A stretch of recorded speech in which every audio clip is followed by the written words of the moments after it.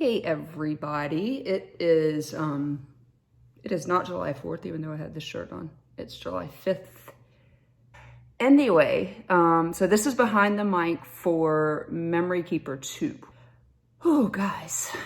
I have a lot to say about this one, actually. And so there are going to be spoilers in this video. If you have not listened to Memory Keeper 2, you're going to want to do that before listening to this video. And this one in particular with Chrissy was painful. It was precious. It was poignant. And I don't know what's going on with me in the alliterations, but it was all three of those things. It was hard. It was hard. When I asked her that question, I can't believe I'm going to cry on this thing. When I asked her that question, were you ever afraid that I wasn't going to make it? And the way that she responded was so hard to hear. Because I remember those days that she sat in that recliner in my room when when the flashbacks were at their worst. I remember her keeping my medication so I didn't overtake it. And so I can't imagine what it must have been like for her to wake up in the mornings and wonder if I was still breathing. So that was really, really hard to hear. And I even want to say on this video that I put her through that. But the truth of the matter is that the Lord chose her to walk alongside me for that. And so I end that podcast with saying, I want to say to you, I'm sorry, but what I will say to you is thank you. And I will spend the rest of my life trying to do that to her.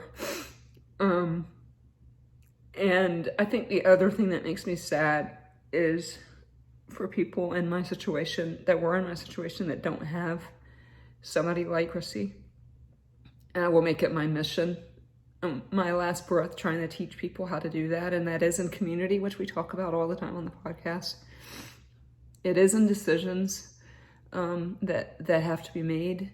I had to make that decision to go to church. Chrissy had to make the decision to go to church. I had to make a bunch of decisions to get up in the morning. And that's not touting me, that's just reality. The world, while it recognizes post-traumatic stress disorder and other mental disorders, at the end of the day, the power company doesn't care, the cable company doesn't care, health insurance people don't care, mortgage people don't care. All they care about is that you are able to make it in life. And so they don't care. And so because of that, I will go down swinging, making sure that people know that they can heal from this, telling people of the hope that is in Jesus. As I sat in that closet with Chrissy doing that podcast, staring at this person who had literally done everything but breathe for me.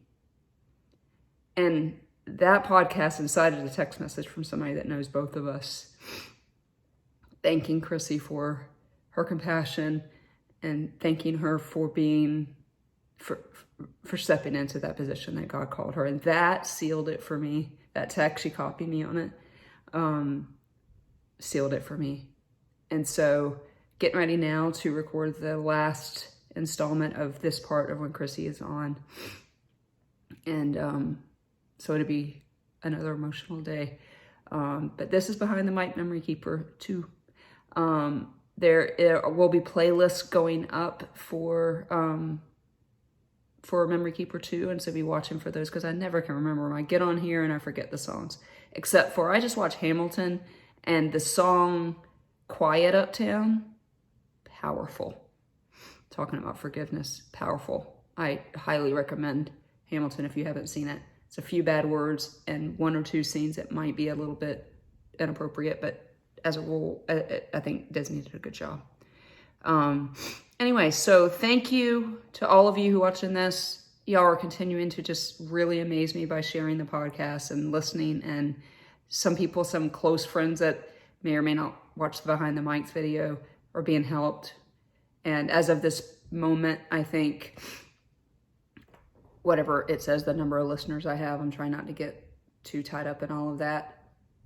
Would you guys pray for those? Say it's 220 listeners. I think that might be what it is, like unique listeners. Pray for those people.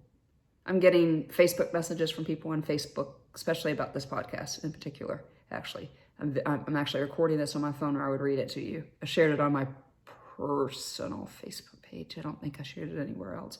But it was thanking me because she could understand her boyfriend who had been to war. And so, anyway, I'm going to go because we got work to do. Hope you guys all had, if you're in the States, a good July 4th. It was a weird one. Those of us still proud to be an American are sad. But lots of times, and anything you hear about does make you sad when it's broken and sick. And so that is why, again, I will take my last breath telling the world that there's hope in Jesus. And so if you're listening to this and you listen to the podcast, find your people. And not just one, find your people. Okay. All right, guys, we're going to record. Talk to you later. Bye.